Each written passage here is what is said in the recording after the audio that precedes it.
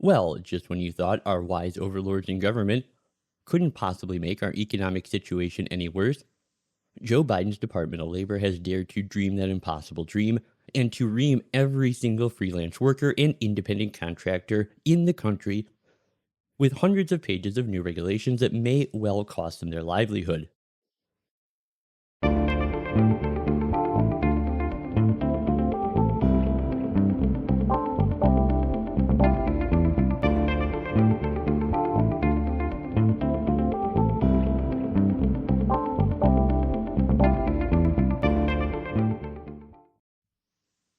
Hey, greetings everybody, and welcome back once again to Legalese.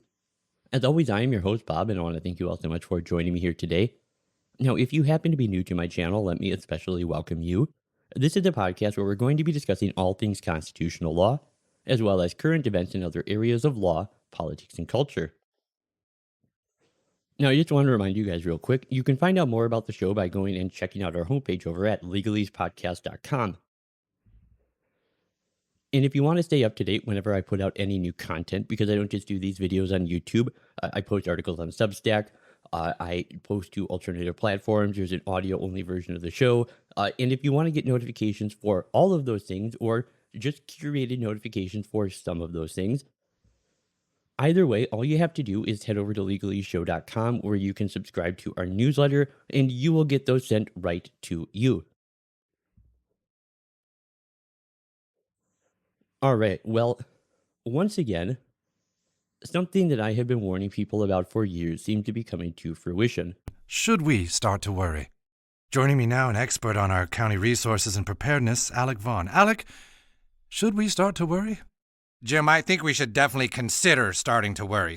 I don't think we should waste any more time underestimating the importance of beginning to think about starting to worry. Also joining us is the former Vice President, Al Gore. Mr. Gore, do you believe it's time for us to deliberate the process of starting to worry? If by worrying you mean getting ethereal, then an emphatic yes! I don't think there's any more room for not considering underestimating the importance of beginning to start the process of mulling over the conceptualization of starting to worry. And the time to do it is very soon. Now, for the better part of 5 years, I have been making videos and writing articles warning about the government's desire to protect us from our own choices through the destruction of one of the great emerging trends over the past few years. I'm talking, of course, about the gig economy. And the Biden administration has finally taken the first step to end the ability for freelance workers and independent contractors to continue their jobs on a national level. Now, the gig economy can be defined in two equally good ways. The first is that the gig economy is a segment of the service economy based on flexible, temporary, or freelance jobs, often involving connecting clients and customers through an online platform. You can also consider it a free market in which individuals earn income on demand from short-term assignments, jobs, or tasks. And while this is truly an incredible innovation, on par with things like the assembly line for how truly revolutionary the whole concept is, and how it will likely have a major and lasting change in many different fields.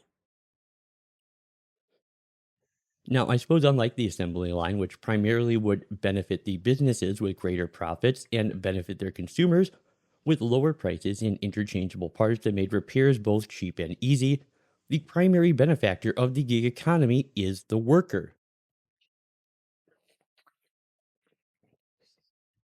Now, in some cases, and this is how it is for rideshare companies, it provides you the freedom to choose when, where, and how you work. And in other instances, including writers, journalists, content creators, people like that, it means the potential for true self-employment. Now, going back to the late 2010s, the government has been trying to destroy this innovation through their regulations under the guise of preventing what they call the unfair exploitation of independent contractors. And their resentment goes back a few more years to the early and mid 2010s when Uber and Lyft began offering a far superior service at a far better price than the traditional taxi cab service. And because taxi drivers tend to be well unionized, they made sure that the government didn't see the solution as allowing taxis to act more like ride sharing companies to provide a better service based somewhere on the Uber and Lyft model. Instead, they decided the solution was to try and saddle rideshare companies with more regulations and forced union membership, forcing companies to provide a shittier service that doesn't make taxis unappealing by comparison. Now, the gig economy trend obviously became massively accelerated in 2020 with the emergence of COVID 19 as the government was telling people they couldn't go to work for 2 years. And many people had the audacity to try and go make a living through more creative means that skirted the need to have and hold a traditional 9 to 5 office job. And so it was in May of 2020 that I would make a video called California Reaming. Now, this focused on a piece of legislation that they had just passed that was meant to kill the gig economy in California known as AB5. And I warned people that this legislation was already being seriously considered as model legislation to be implemented nationwide. Now, I followed this up in July of 2021 with an article I published called The ABCs of PRO that warned people about the then recently minted PRO Act, which was the very proposal to expand California's AB5 into a nationwide set of laws and regulations. And as I pointed out then, this was being done despite the fact that even back then, AB5 was already floundering, as many aspects were proving to be completely unworkable, and what had been implemented was already showing disastrous economic consequences, which is really typified by the fact that back in September of 2020, Vox Media was one of the biggest supporters of AB5, writing articles with headlines such as AB5 is a major victory for workers everywhere. And a mere 2 months later, in December of 2020, Vox Media would report that specifically due to AB5, they had been forced to lay off hundreds of their employees based in California.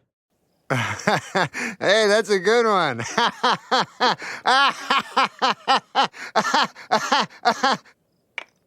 Why are you? No, wait, I'm not finished holding my sides.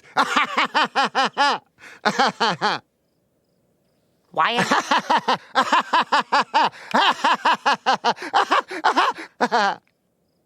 Why?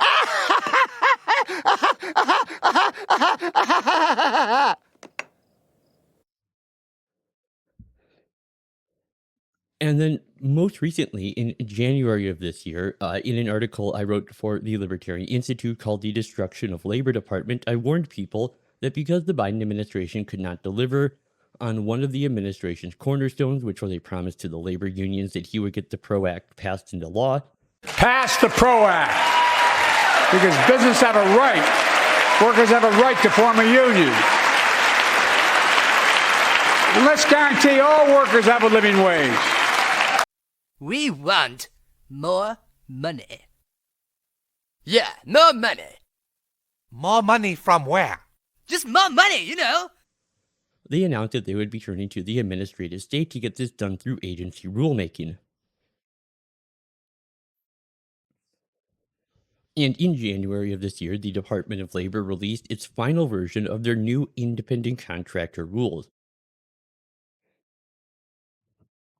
And now we see the rotten fruits of Biden's labor finally paying off as the Department of Labor has recently put into effect about 300 pages of new regulations that largely do much of what the PRO Act was meant to accomplish. So today on Legalese, we are going to be discussing these new Department of Labor regulations, what they are, how they function, and what they will mean for the millions of Americans who, like me, earn some or all of their income as a self-employed freelance worker or independent contractor. Perhaps we should start with a very brief look at what legislation like the PRO Act and AB 5 was meant to accomplish, as well as what it actually accomplishes. Now, of course, if you want a deep dive into this topic, I will link to my past videos and articles on this subject on the show notes page for this episode. So we're just going to kind of do a quick refresher here today. So as we all know, there is nothing that the Democrats care more about than looking out for the little guy. And it's precisely that selfish compassion that makes them better people than the rest of us. But the real problem is their belief that the important thing to do is whatever makes you feel like you are helping. Well, the Democrats. Instead of trying to actually help and then adjusting your plans and judging your success based on a real world assessment of the efficacy of your actions and achievements. The healthiest thing we can do is just ignore this and pretend it doesn't exist. Just like we do with the squid. Earthquake. Yeah, truck going by. So while both AB 5 and the PRO Act are ostensibly meant to regulate the gig economy by reclassifying independent contractors as employees, thereby shrinking the number of people whose employment falls under that category, now the politicians and labor unions who are cheering on this legislation actually consider the gig economy that they're trying to regulate modern day feudalism. That's no joke. Not a joke. That is not a joke. That is a natural fact. It's not a joke. I'm not joking about this. Not a joke. No, really, I mean it. No, really is. I mean it. This is for real. But all kidding aside. No, I mean it. I'm not kidding. Now, they promise that this is going to be replaced with an employment utopia, where all of these people are salaried full-time employees with medical, dental, and paid time off, which they truly seem to believe is what every person working as an independent contractor not only will get, but also wants. However, I doubt independent contractors want the actual result of this legislation, which is to lose their job, which is what these data show is an entirely possible outcome. Now, in a recent study by the Mercatus Institute, they found that AB 5 is responsible for a 10.5% drop in self-employment and a 4.4% drop in overall employment, while, according to the Bureau of Labor Statistics, less than 1 in 10 independent contractors would rather have a more traditional and permanent arrangement. But those few will likely be disappointed to learn the Mercatus study found that there was no appreciable growth in full-time employment in general, as well as no rise in full-time employment commensurate with the number of gig workers who actually did lose their jobs because of this law.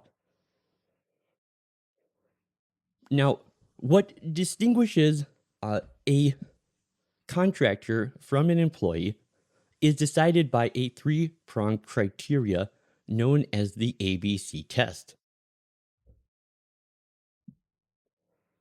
To qualify as an independent contractor, someone must, first of all, control their workload. Second, not perform work within the business's primary scope of operations. And third, must be customarily engaged in the occupation.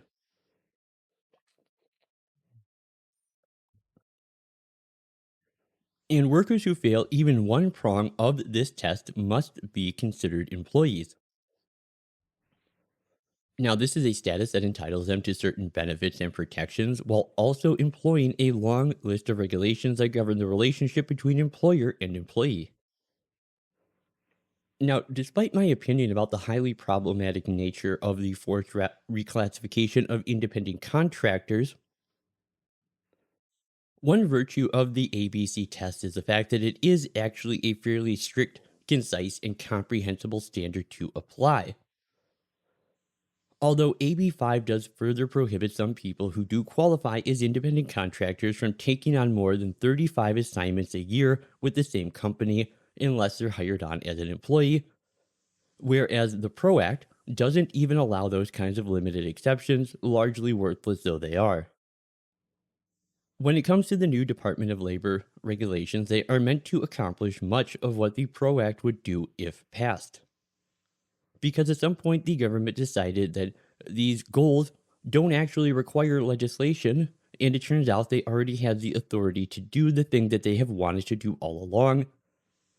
And I'm sure this has nothing to do with the fact that this is an election year, and Joe Biden's reelection prospects could not possibly look any worse. And Biden's most crucial allies, the labor unions, have not been granted the regulatory capture that they were promised under the PRO Act. So Biden has to deliver something if he wants to keep his most pro-union president in the history of forever pledge.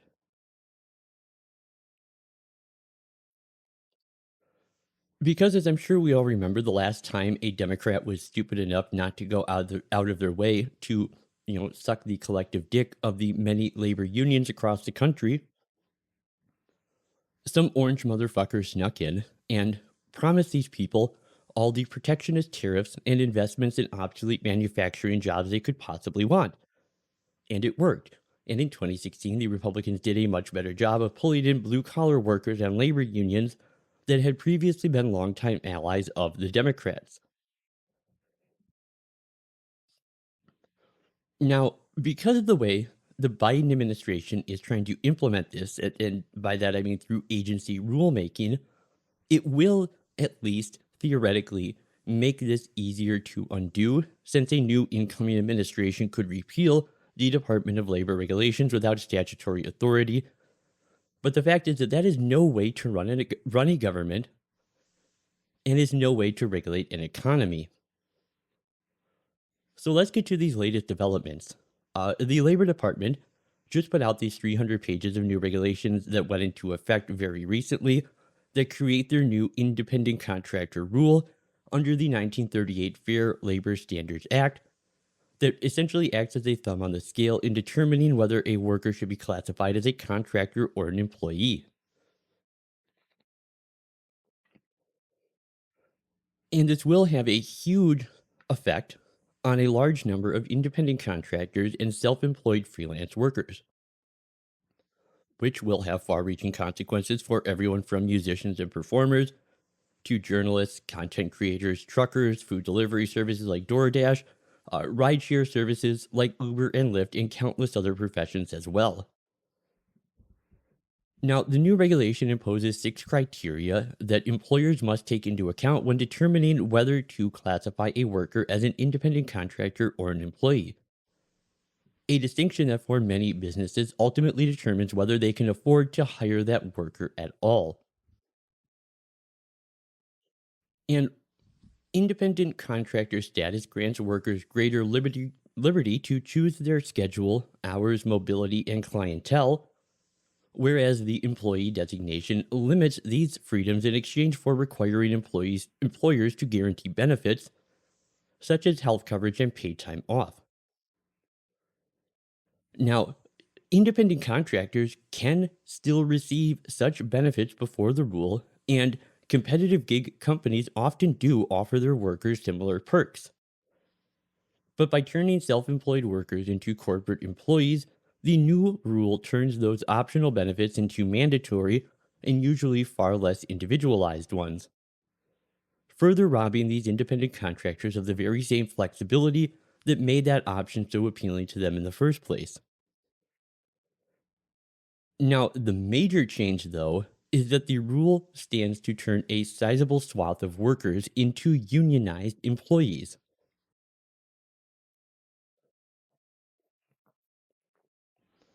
So when it comes to these 6 new criteria for differentiating between contractors and workers, which actually technically is sort of a 6+1 criteria, I will be addressing what I mean by that a little later, and I'm doing that for reasons that you will understand when we get there. But these 6 main criteria that are really sort of the heart of this are vague in the extreme, both to their individual meaning as well as these criteria's relationship to each other. So these criteria are: first, opportunity for profit or loss depending on managerial skill. Second, investment by the worker and the potential employer. Third, degree of permanence of the working relationship. Fourth, nature and degree of control. Fifth, the extent to which the work performed is an integral part of the potential employer's business. And sixth, their skill and initiative. Now, one problem with the measure is that it is unclear whether any one of these 6 criteria outweigh the other, making it impossible for businesses to gauge whether they are on the right side of the law. And while the Department of Labor claims the subjectivity of its standards, such as a worker's skill and initiative, or the nature and degree of worker autonomy, is meant to grant employers agency over worker designations, the U.S. Chamber of Commerce alleges that these nebulous parameters are crafted with the opposite intention in mind.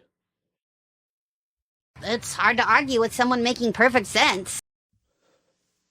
And to their point, their 6 prongs of ostensibly definitive criteria conclude with this additional vague 7th caveat.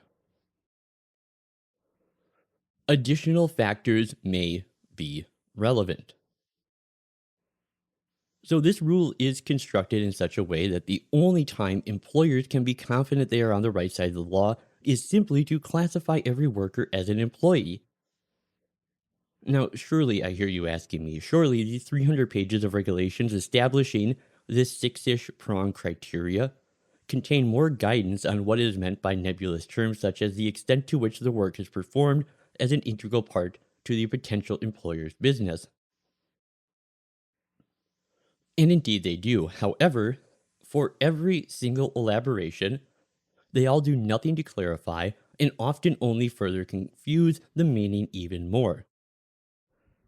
So I will, of course, be linking to these new rules in their entirety in the show notes page for this episode, but for our purposes, I think it will suffice to consider just one of these, bearing in mind the synecdoche that one definition has to all definitions. So if we look at just the first criteria, which, if you'll recall, was opportunity for profit or loss depending on managerial skill.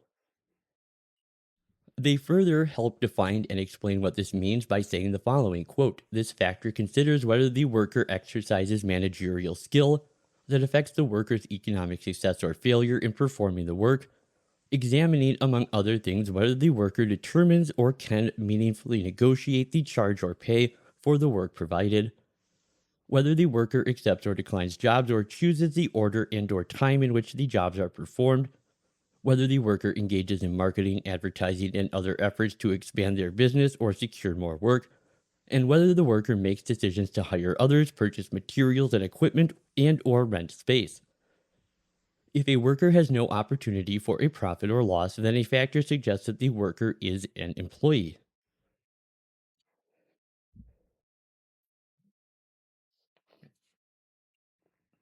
Now, I will be the first one to admit that my understanding of administrative law is not as strong as my understanding of other more familiar areas of law, such as constitutional law or common law or civil procedure. But I would like to think that my ability to understand and explain administrative law-related issues, like in the past when we've talked about Chevron deference or the Administrative Procedures Act, or in my coverage of administrative law cases such as Loper Bright Enterprises or SEC v. Jarchese, that my comprehension is adequate to the task. But no matter how many times I read these regulation criteria, just like the one we read, it still reads to me like incomprehensible gobbledygook.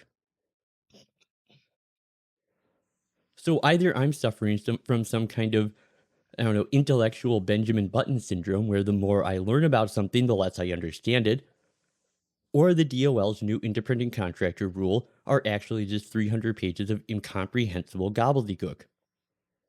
I have my own suspicions of which it is, but I guess I will leave that up to you to decide for yourself. And assuming I'm correct in my belief that this is largely incomprehensible rulemaking, the natural conclusion I draw is that if the similarly intended but more comprehensible predecessors of these regulations, such as AB 5 and the PRO Act, seem to work out in a way where every aspect of the legislation is so hyper-parsed and over-technical as to be functionally unenforceable, or is so intentionally vague that it can always be read to mean whatever a bureaucrat and regulator want it to mean, it seems reasonable to conclude that an exponentially more overly technical and selectively vague counterpart will likely have a similar but stronger outcome than its legislative forebears. That is to say, these new rules will, in practice, be even more unenforceable or even more malleable in their meaning in a way that allows for regulators to read it to mean whatever possible interpretation is most convenient for them to give at any given point. Now, the logic behind that conclusion is also bolstered by several other factors, and to see what I mean, let's revisit the late 2010s when California's AB 5 had gone into effect and the state was beginning to enforce these regulations against companies subject to the law. Now, AB 5's two chief enforcers were then California Labor Secretary Julie Su, who championed with activist zeal AB 5's passage and aggressively oversaw its implementation and enforcement. The other was California Attorney General Xavier Becerra, who also championed its passage with the ideological spirit of a political activist who regularly fought for this law in both state and federal courts, both as a prosecutor bringing suits to force compliance and as a defender against the multitude of people and companies who would challenge this law on the grounds that it had harmed them with its implementation. And this would include several cases that I have covered here in past articles and videos, such as the California Truckers Association v. Becerra and Dynamax West Operations Incorporated versus the Superior Court of Los Angeles.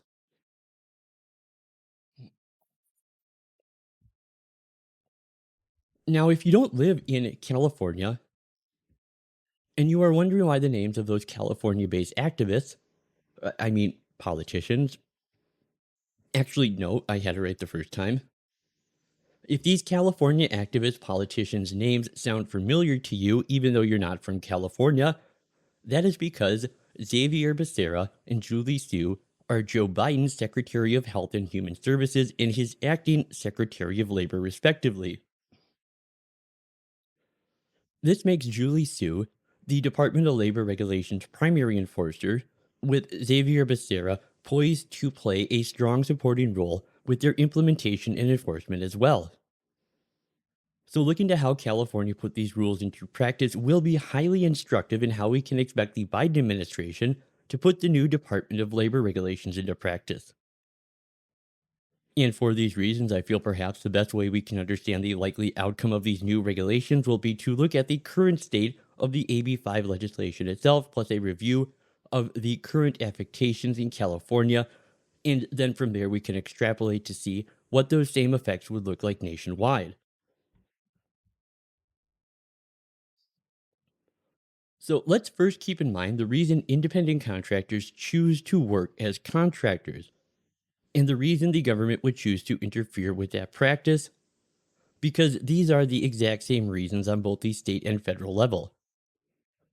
Now, independent contractors or freelance workers tend to choose this area of work because they want to make their own hours and choose the type of work they wish to do.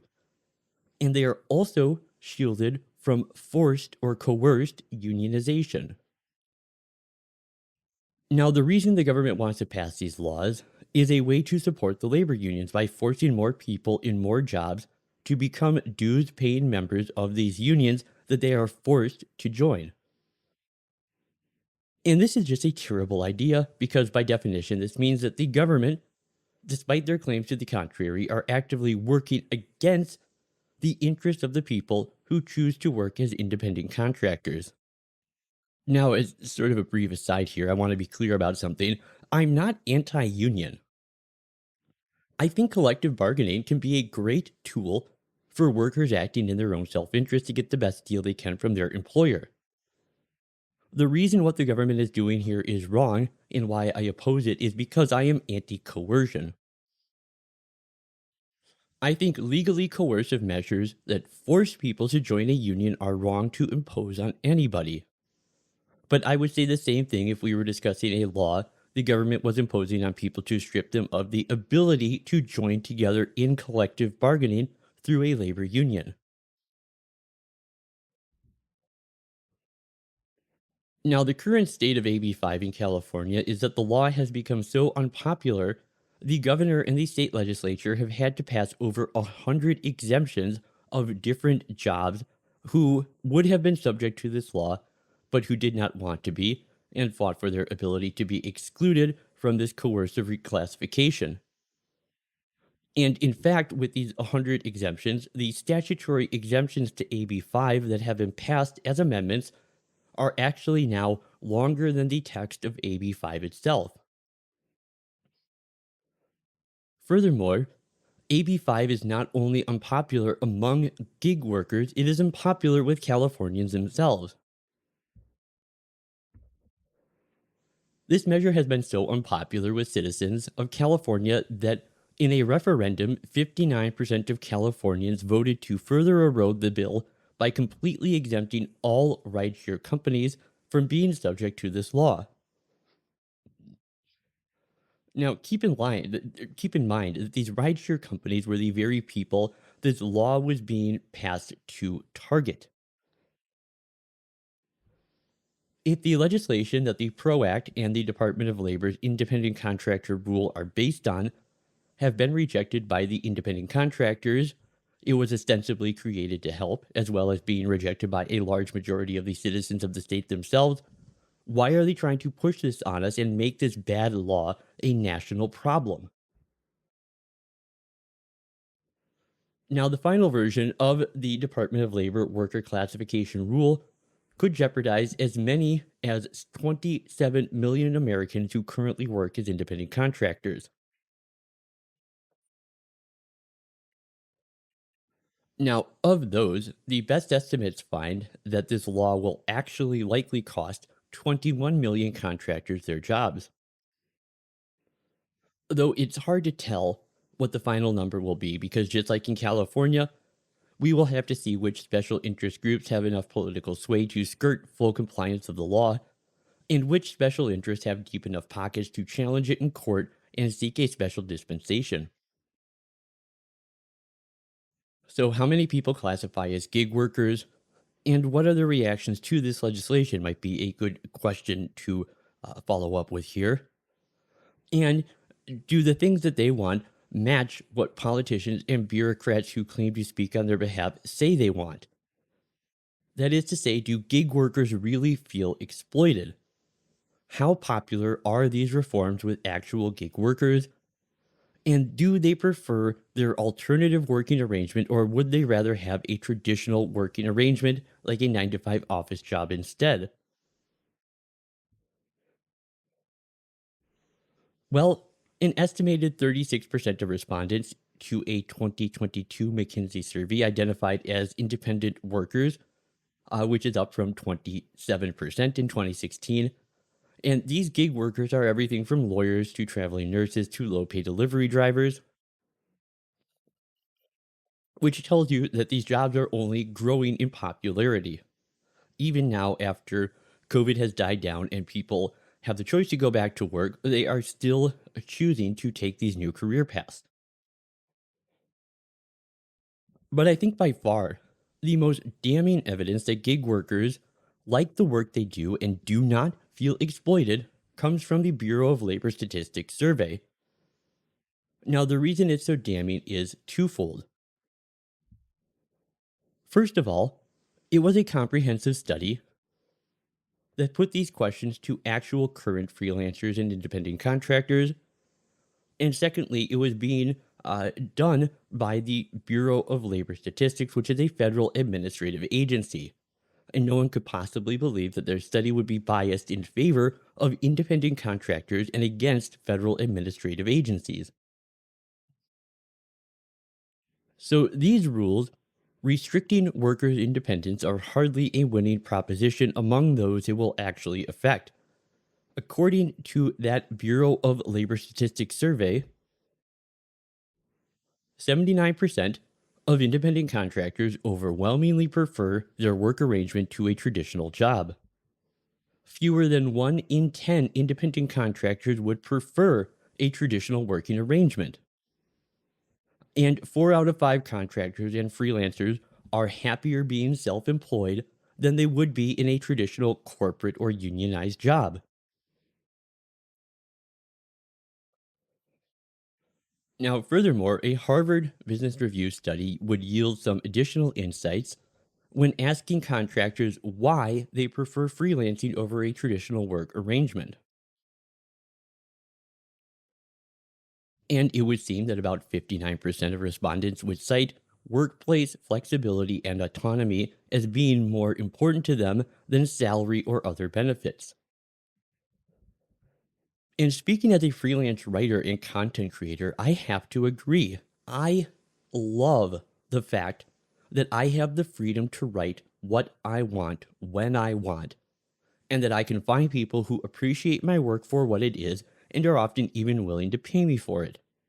I would never want to trade what I do for the job of a writer or a content creator who has to do this working as an employee for a company who has control over the decisions that I am currently free to make entirely as I see fit. And yet I now have the Department of Labor telling me that they need to save me from my own choices. And I say, fuck that. Now, it's not just workplace flexibility that the self-employed find so appealing. Pay still matters, and when it does, independence still wins. And according to the Bureau of Labor Statistics, among full-time workers, independent contractors, median weekly earnings are nearly identical to those of traditional workers. And in fact, part-time independent contractors' median earnings are actually 30% higher than the median earnings of traditional part-time workers. This is why I find it so genuinely infuriating to hear people like Lorena Gonzalez, who is the former California state congresswoman who wrote AB 5, make maliciously ignorant remarks such as saying these were never good jobs. No one has ever suggested that these are good jobs, not even freelancers.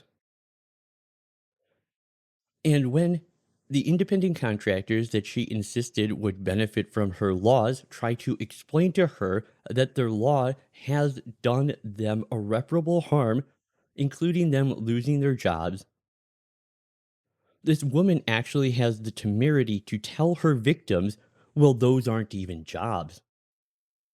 Do you have to say to those freelance journalists, those independent contractors who were working and have now lost their jobs because of AB 5, your bill? First of all, it wasn't a job. These aren't jobs. These are freelance positions. Could you repeat that, please? I believe I had something crazy in my ear. Bullshit. As a freelance worker, I think these jobs are great jobs. For a politician to belittle anyone by telling them that their job isn't a real job is just about the most hypocritical thing I have ever heard, coming from someone with actually the most worthless and unimportant job in the fucking world. So fuck you, Lorena Gonzalez. Fuck you, Julie Sue. Fuck you, Xavier Becerra. And let's go, Brandon. Why don't you guys go get a real fucking job and leave the rest of us who are actually providing something of value to the world alone? You do not know how to run our lives better than we do, and your support for these terrible laws and regulations only further proves that.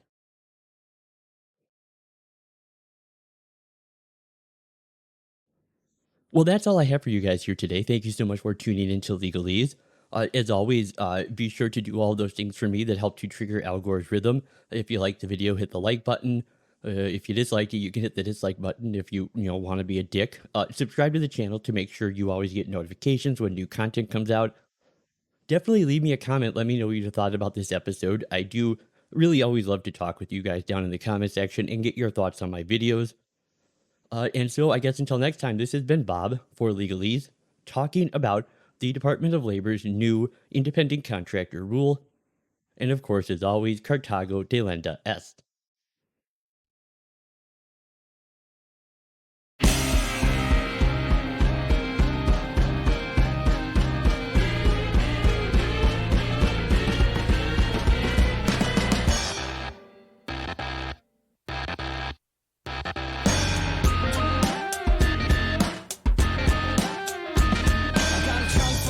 Motherfucker, like Freddie Mercury. Motherfucker.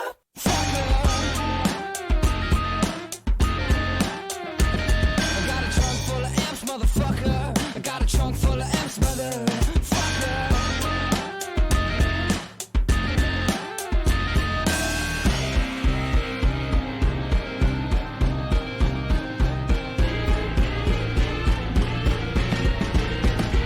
I got a trunk full of amps, motherfucker.